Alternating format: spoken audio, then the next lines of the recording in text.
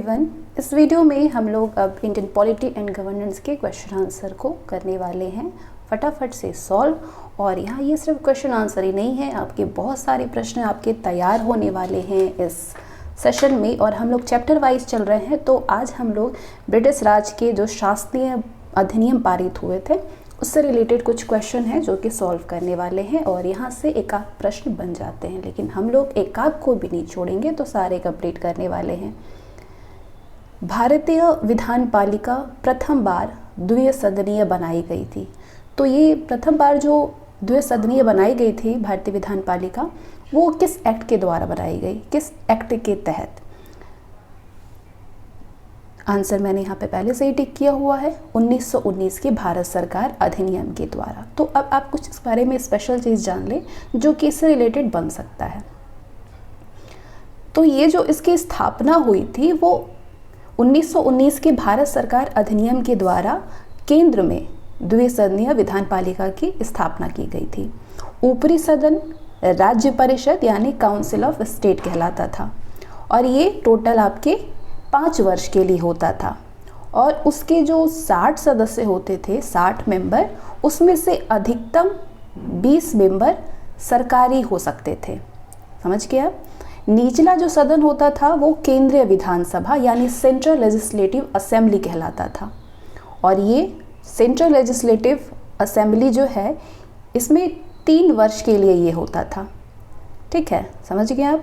तो भारत सरकार अधिनियम 1919 की धारा 19 के तहत उसको 140 सदस्यों में से केवल 100 सदस्य निर्वाचित होते थे और 40 क्या होते थे? मनोनीत होते थे। ठीक है, तो किस एक्ट के तहत, किस एक्ट के द्वारा बनाई गई थी? 1919 के भारत सरकार अधिनियम के द्वारा। चलिए आइए अगले प्रश्न को देखिए। निम्नलिखित में से किस अधिनियम के द्वारा संवैधानिक निरंकुशता का सिद्धांत प्रवृत्त किया गया है? संवैधानिक निरंकुशता का सिद्धांत प्रवृत्त किया गया है 1935 का भारत सरकार अधिनियम के द्वारा। संवैधानिक निरंकुशता का जो सिद्धांत है वो भारत सरकार अधिनियम 1935 के द्वारा प्रवृत्त किया गया।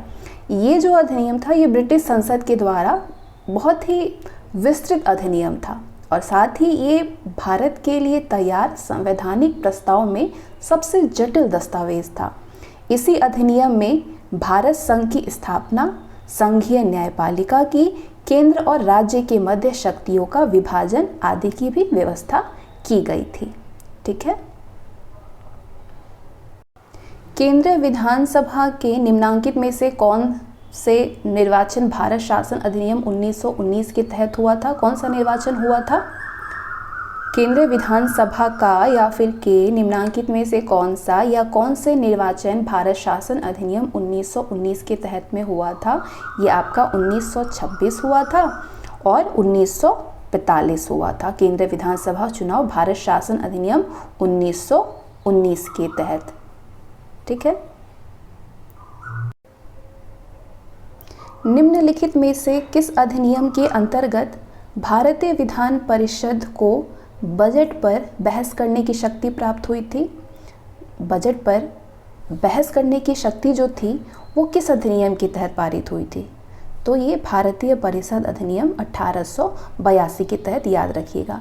1882 के भारतीय परिषद अधिनियम ने विधान परिषद के कार्यों में वृद्धि भी की थी, और इसके तहत बजट पर बहस करने की शक्ति दी गई, लेकिन मतदान का अधिकार नहीं था, मतदान करने का अधिकार नहीं था, केवल बजट के लिए अनुमति थी।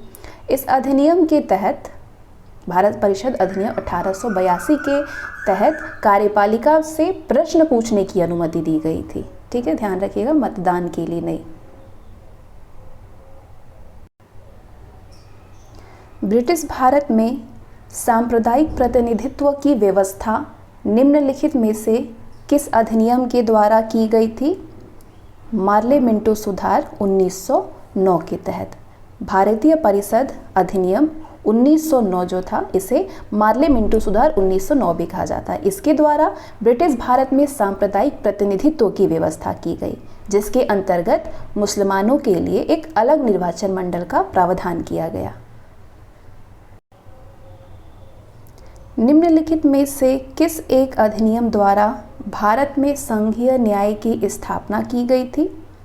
भारत में संघीय न्याय की स्थापना जो की गई थी वो 1 अक्टूबर 1937 को भारत सरकार अधिनियम 1935 के अंतर की गई थी।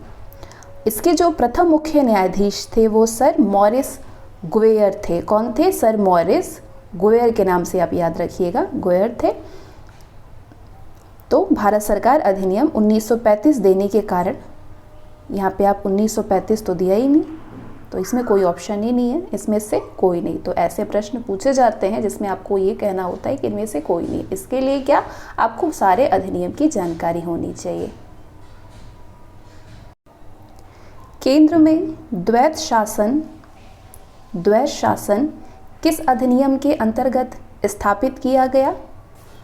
भारत सरकार अधिनियम 1935 के अंतर्गत केंद्र में द्वैत शासन एक नए अखिल भारतीय संघ की स्थापना की गई और प्रांतों में, प्रांत यानी स्टेट में द्वैत शासन व्यवस्था को समाप्त करने का प्रावधान किया गया। ठीक है, प्रांतों में द्वैत शासन का उपबंध जो हुआ था वो 1919 के अधिनियम के द्वारा हुआ था, ये ध्यान रखिएगा। 1919 अधिनियम के द्वारा किया गया था प्रांतों में द्वैत शासन पर उपबंध। अब केंद्र में द्वैत शासन के तहत संघीय विषयों को, संघ का जो विषय था उसको दो भागों में बांटा गया, एक तो रिजर्व्ड में और दूसरा ट्रांसफर्ड में, यानी आरक्षित और हस्तांतरित विषय, दो विषय। 1919 के भारत शासन अधिनियम निम्नलिखित में से कौन सी प्रमुख विशेषताएं हैं? पहले सारे विशेषताओं को पढ़ लीजिए।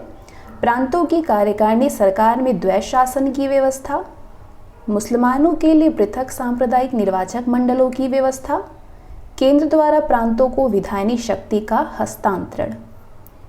तो इनमें से कौन सी विशेषताएं हैं 1919 के भारत शासन अधिनियम की? तो आप जानते हैं कि भारत शासन अधिनियम 1919 ब्रिटिश संसद के द्वारा पारित अधिनियम था, जिसका उद्देश्य था भारतीय शासन में भारतीयों की भागीदारी को बढ़ावा देना था। ये जो अधिनियम था इसको भारत सचिव एडिन मॉन्टेग्यू और वायसराय लॉर्ड चेम्सफोर्ड के कार्यकाल में पारित किया गया था। किसके? जो भारत सचिव थे मॉन्टेग्यू और चेम्सफोर्ड के कार्यकाल में। ये जो अधिनियम था इसके द्वारा राज्यों में द्वैत शासन की स्थापना की गई और ऐसे प्रत्येक राज्य में राज्य के शासन को दो श्रेणियों में बांट दिया गया, एक तो रिजर्व और एक तो आपका हस्तांतरित। और साथ ही केंद्र और प्रांतों में शक्तियों के विभाजन के लिए अनुसूची में विषयों का विभाजन किया गया। तो जहाँ तक मुसलमानों के लिए पृथक सांप्रदायिक निर्वाचन व्यवस्था का प्रश्न है तो ये प्रावधान 1909 के अधिनियम के द्वारा ही कर दिया गया था।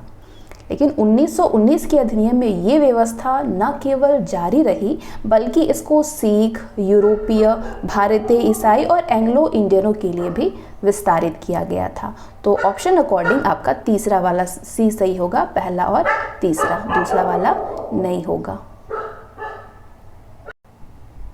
राष्ट्रपति की अध्यादेश निर्गत करने की शक्ति प्रेरित करती है। कौन सा अधिनियम? ब्रिटिश भारत में गवर्नर जनरल को 1861 के भारत परिषद अधिनियम से ही विधान परिषद की अनुमति के बिना अध्यादेश जारी करने की शक्ति प्राप्त की गई थी। वैसे तो ये आपका 1861 से था, लेकिन भारतीय संविधान में राष्ट्रपति की अध्यादेश निर्गत करने की जो शक्ति थी वो आर्टिकल 123 में दिया गया था। भारत सरकार अधिनियम 1935 की धारा 42 और 43 से प्रेरित है। ठीक है, तो 1935 इसका राइट आंसर होगा। ठीक है, भारत सरकार अधिनियम 1935 की धारा 42 और 43 से प्रेरित है ये। भारत के संविधान में केंद्र और राज्यों के बीच किया गया शक्तियों का विभाजन इनमें से किसमें उल्लिखित योजना पर आधारित है? भारत सरकार अधिनियम 1935 में है ये। ब्रिटिश शासनकाल के दौरान 1935 का जो भारत सरकार अधिनियम पारित किया गया था उसमें केंद्र और राज्यों के बीच में शक्तियों का बंटवारा किया गया था। तो ये अधिनियम किसमें? 7वीं अनुसूची में संघीय और राज्य और संवर्ती सूची के विषयों का इसमें विभाजन किया गया था। और इसके अतिरिक्त राज्य में द्वैध शासन समाप्त करके केंद्र में द्वैध शासन को लागू किया गया था। इसमें एक अखिल भारतीय महासंघ की भी स्थापना करने का प्रावधान शामिल है 1935 में। इस संघ का निर्माण तत्कालिक ब्रिटिश भारत के प्रांतों, चीफ कमिश्नर प्रांत और देशी रियासतों से मिलकर के होना था, लेकिन ये व्यवस्था लागू नहीं की जा सकी। तो 1935 के भारत सरकार अधिनियम के द्वारा स्थापित होने वाले संघ में अवशिष्ट शक्तियां गवर्नर जनरल को प्रदान की गई थी।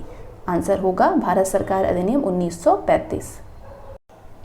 1935 का गवर्नमेंट ऑफ इंडिया एक्ट क्यों महत्वपूर्ण है? ये बहुत ही महत्वपूर्ण है क्योंकि भारत का वर्तमान संवैधानिक ढांचा बहुत कुछ 1935 के अधिनियम पर आधारित है। 1935 के जो कौन कौन से मुख्य उपबंध है वो मैं आपको बता देती हूँ, नोट डाउन करना चाहें तो आप कर सकते हैं। पहला कि संघात्मक सरकार की स्थापना हुई। दूसरा, केंद्र में द्वैध शासन की स्थापना है, मतलब राज्य से और केंद्र से अलग। तीसरा कि प्रांतों में द्वैध शासन के स्थान पर स्वायत्त शासन की स्थापना है। चौथा, द्विसदनीय केंद्रीय विधानमंडल है।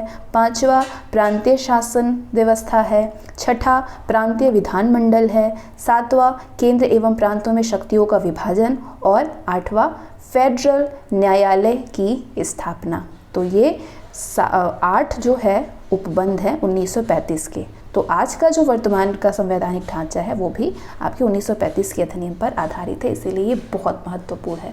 तो ये आपका भारतीय संविधान का प्रमुख स्रोत है 1935 का एक्ट।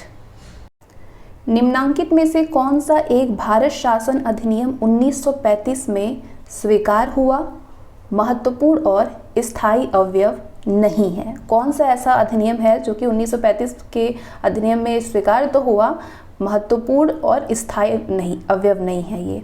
तो ये आपका है देश के लिए लिखित संविधान है। ये क्या है? भारत सरकार अधिनियम 1935 में देश के लिए लिखित संविधान का उल्लेख नहीं था। ठीक है, लिखित संविधान का उल्लेख नहीं था। तो भारत के लिए संविधान का सर्वप्रथम उल्लेख जो था वो क्रिप्स मिशन में किया गया था। किसमें? क्रिप्स मिशन में किया गया था। और ये जो आप देख रहे विधानमंडल के ने निर्वाचित एवं जवाबदेह प्रतिनिधि एक संघ की योजना पर विचार, विधानमंडल के लिए सरकारी सदस्यों का समावेश यानी नॉमिनेट किया जाना, ये सब आपके भारत शासन अधिनियम 1935 में समाहित है। लेकिन ये आपका लिखित संविधान नहीं है। तो 1935 के लिए जो लिखित संविधान का उल्लेख नहीं है वो 1935 का है। अब इस चैप्टर का ये आखिरी क्वेश्चन आपको कराई जा रही है, पीडीएफ आपको मिल जाएंगे। ये क्वेश्चन को आप ज़रूर से देखिएगा ताकि इससे रिलेटेड क्वेश्चन आपका ना छूटे। निम्नलिखित अधिनियमों में से किस अधिनियम के फलस्वरूप बर्मा भारत से अलग हुआ था? बर्मा भारत से किस अधिनियम के तहत अलग हुआ था?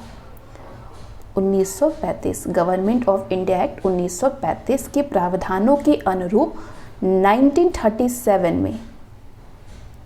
1937 में बर्मा को भारत से अलग किया गया था। 1937 में गवर्नमेंट ऑफ इंडिया एक्ट 1935 के प्रावधानों के अनुरूप। तो आज के सेशन में बस इतना ही। तो ये आपका पॉलिटी एंड गवर्नेंस का सेकंड चैप्टर भी कंप्लीट होता है यहीं से। Thanks for watching this video.